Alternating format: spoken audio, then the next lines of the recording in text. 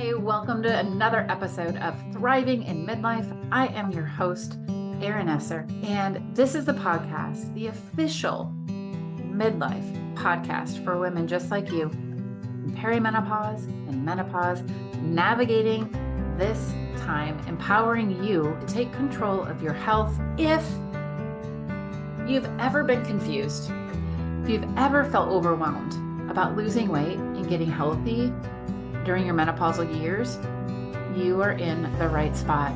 Now, many of you know I have lost 60 pounds. I've regulated my hormones. I've gained so much energy by fixing my metabolism. And I now help other women achieve the same results with simple changes in their diets, the awareness around food, and why it has been so confusing over the years. When you have the wisdom and the knowledge, you can start to make changes in your life that are going to really, truly make a difference. This is about living more in harmony with yourself. So for example, Darlene has lost 16 pounds, now sleeps a full 8 hours, and has clear energy throughout the day. While Kristen has reached her goal weight, improved her sleep, and her work performance has completely skyrocketed. The average weight loss over a 6-week time frame is 12 to 14 pounds. And we do this by focusing on the root cause, fixing your metabolism and regulating your hormones. My next group starts soon and enrollment is open now. So secure your spot today as seats are limited. You're going to find all that information below in the show notes. And I would love to have you in this new group, but reach out to me quick because spots are filling up. And we start soon. I've started to do a couple podcasts around different myths that we have within food and our health.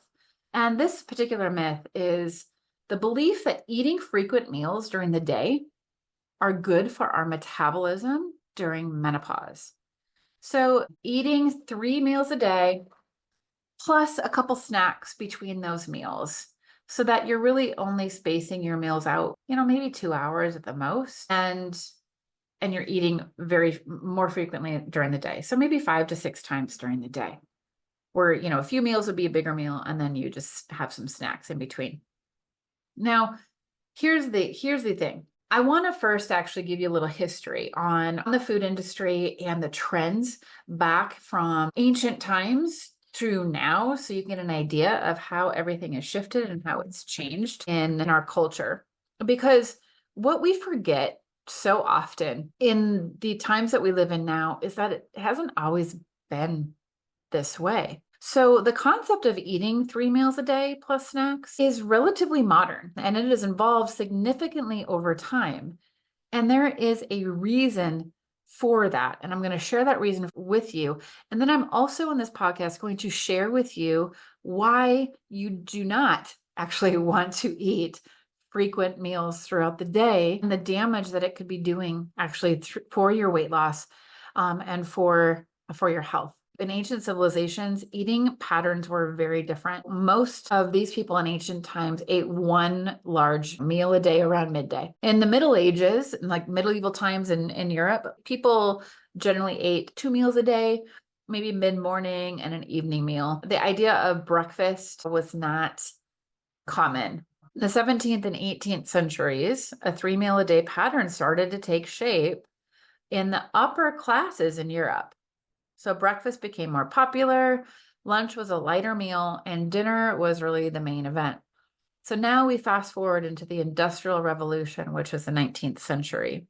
So during the Industrial Revolution, that played a significant role in solidifying the 3 meal a day pattern. People were working long hours in factories, and a structured eating schedule became necessary. So it was breakfast before work, it was a midday meal, lunch break, and then a dinner after getting home at the end of the day. And because of work schedules during the Industrial Revolution, that really encouraged the need for those regular meals and those regular meal times. Now, 20th century, marketing and convenience stepped onto the stage. In this century, we really saw the rise of food marketing and the convenience food industry. So breakfast cereals, snack foods and quick lunches became very, very popular and staples in many, cupboards and pantries and refrigerators. And they were promoted heavily, though, by advertising. I really want you to get that. Advertising in the 1900s, it was really about marketing. It was about business. It was big business, right? So, today, as our lifestyles have gotten busier and the wide availability of food that we have has made snacking between meals really common. The food industry has played a significant role in promoting the concept of 3 meals a day plus snacks. Because why? It was beneficial for business. In the 1900s is when media really started to come on the scene. So it allowed food companies to reach a lot more people. So there was a lot of marketing by companies like Kellogg's. And so Kellogg touted the importance of starting the day with a quote unquote, air quotes here, healthy breakfast of cereal, which there's nothing healthy about cereal at all, especially when you're starting your day with it. But then the snack food industry really exploded in the probably 1950s, 60s, 70s, maybe, in there with companies like Nabisco and Frito-Lay. And it was fun advertising, right? It was convenient and it was fun. And here was the key. The key is, you saw this even in Snickers, right? It satisfies, gives you energy throughout the day. You want to maintain your energy levels throughout the day. That's what we were told.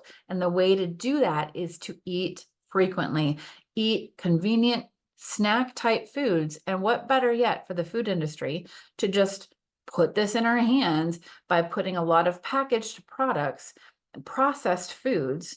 As people got busier, at that point in time too, most households had both parents working. There was a greater demand for convenient food options.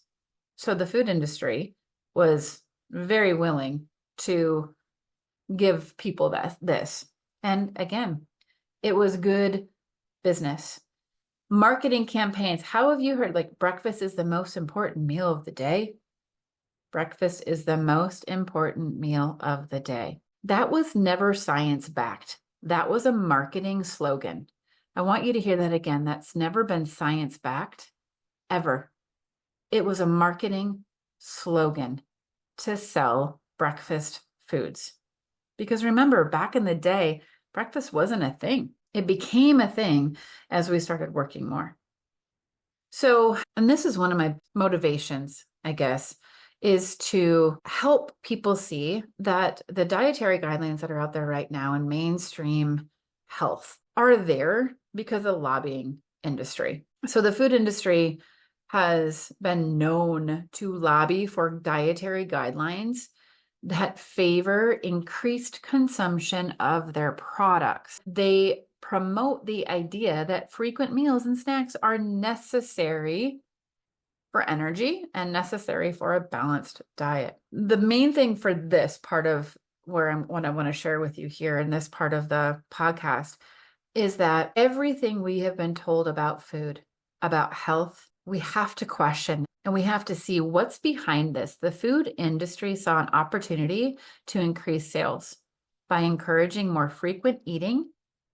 And then they created products that catered to this. So we have to look and see how we have been shaped and influenced through marketing. So here's the reality of it, though. It's a myth because it was never backed by science. It was never backed by solid research. Eating frequent meals during the day are actually terrible for your metabolism, especially during menopause. So reducing meals, though, cutting out late night meals, cutting out and creating more space between your meals are not only going to help in your health, it's going to help you lose weight. It's going to optimize your gut health. It's going to help with your insulin levels. It's going to help prevent obesity. It's going to help prevent type 2 diabetes. Now, there's a lot of research that promotes this, that backs this.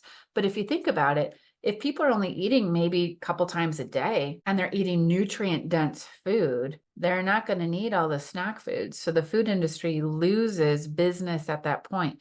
So that's why you hear so much heavily marketing, eating more, eating more. You need the energy throughout the day for a balanced diet. Eat this.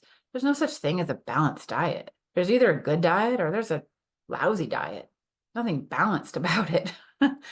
So research has actually shown that, and they've shown a connection between the number of meals eaten. So the number of times that you put food in your mouth, the number of times you graze, the number of times that you are sitting down or you're standing in your kitchen or you're eating in your car.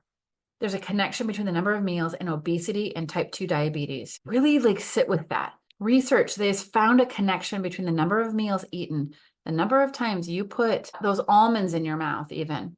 Doesn't matter. The apple that you're eating in your mouth, the handful of raspberries that you have, those chips in your mouth, whatever that is, the number of times that happens throughout your day and obesity and type 2 diabetes. The thing is that when you're eating this many times a day, 3 meals and some snacks or just grazing all day long, it prevents insulin levels from going down during the day.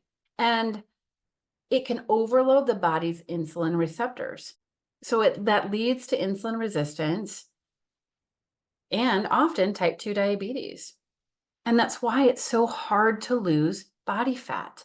So if you're over 40 and you're having a hard time losing weight, give your body a chance to space out your meals. Give your body a chance to use the fat reserves that you have in your body from everything that you've stored before.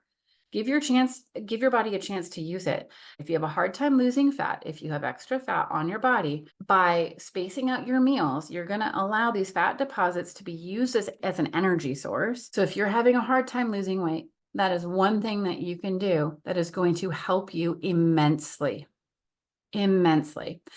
Because modern eating really disrupts our body's biological clock. We aren't sleeping well. We have poor energy throughout the day.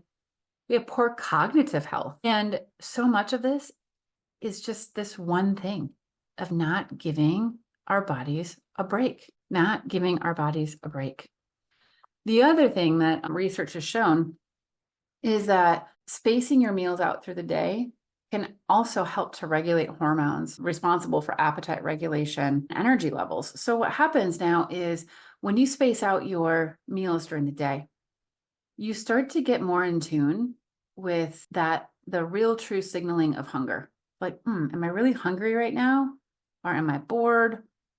Maybe I'm dehydrated. Maybe I'm just addicted to sugar, because most of us are just addicted to sugar. So it allows you to get tuned into like, oh, I actually really am hungry because I've had maybe 4 hours, maybe 5 hours between, from my last meal to now. And I'm starting to actually feel that. So you allow your body, you get more in tune with your body and more in touch with those signals that are so good for us because it starts to break the addiction. That's really so much of what this is as well too. We have been programmed to believe a certain narrative around food, but we're addicted to sugar. We're addicted to carbs. I don't find too many people addicted to fat like butter or, just snacking on butter all day long or a steak, right? But I do find people addicted to chips, addicted to even nuts can be highly addicting, and addicted to processed foods. That turns off our hunger signals. So the reality of this is that regular decreasing meals and snacks can help guard against obesity and type 2 diabetes. And if you eat breakfast, if you're one that eat breakfast, and this is what I share in my program Jumpstart, is aim for healthy fats and protein and avoid carbs. Avoid fruits in the morning, avoid grains in the morning, and avoid vegetables in the morning. And for sure, avoid cereals and donuts and pastries and all of that sugar-filled garbage. So aiming for high fat and good protein in the mornings to break your fast. because that's a breakfast, right? Breakfast is breaking your fast from the night before. So that is going to be huge for your energy levels throughout the day and for your blood sugar regulation, because we want to be able to support our bodies after all through our life. But if you're listening to this, chances are you are a woman over 40, and more women over 40 than not have issues with their weight, have issues with their blood sugar, have issues with inflammation in their body.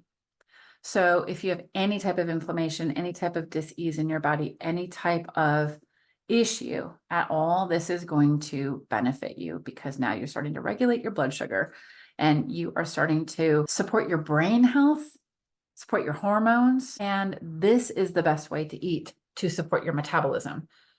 If to really be healthy in life, you have to fix your metabolism and you have to regulate your hormones. It's a mitochondrial issue. This is one of the things that you can do to support you in your health and in perimenopause and in menopause. Now, a lot of people ask me if I agree with intermittent fasting and if I support that. Here's the thing. What works for one person isn't going to work for everyone. So what you have to tune into your own body. And that's the thing. And that's what I work with women on, is we have to get individual. I have every call that I have with my clients, whatever's going on in their health and in their life is going to dictate a different approach. There's a foundation, but there's going to be little things that are going to be a little different. Now, I might say, yeah, let's do some intermittent fasting. And there's going to be some other people and some other women that I work with, I'm going to suggest not to, based on their situation. So the biggest thing though is spacing out your meals, not snacking throughout the day, and opting for nutrient rich, like nutrient dense food. Here's another tip too.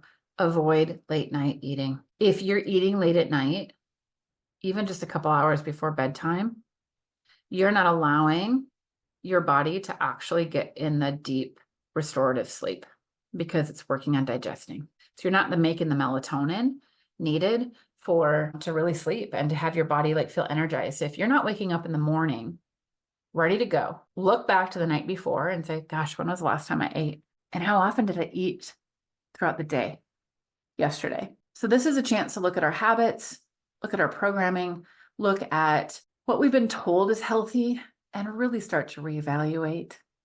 So the myth that eating frequent meals during the day is good for your metabolism is bunk. It was a notion from the food industry and the food lobbyists to get more of your money. And the best thing that you can do is to start to space out your meals to avoid issues like insulin resistance, type 2 diabetes, obesity, cognitive issues. Too many people now in their 40s even are being diagnosed with cognitive impairment, with dementia. This is one way that you can prevent doing that. So I hope that you enjoyed this episode. Share it with a friend, share it with anyone that you know could find value in this. And if you want to join Jumpstart, we are starting soon. Average weight loss is in 6 weeks, 12 to 14 pounds.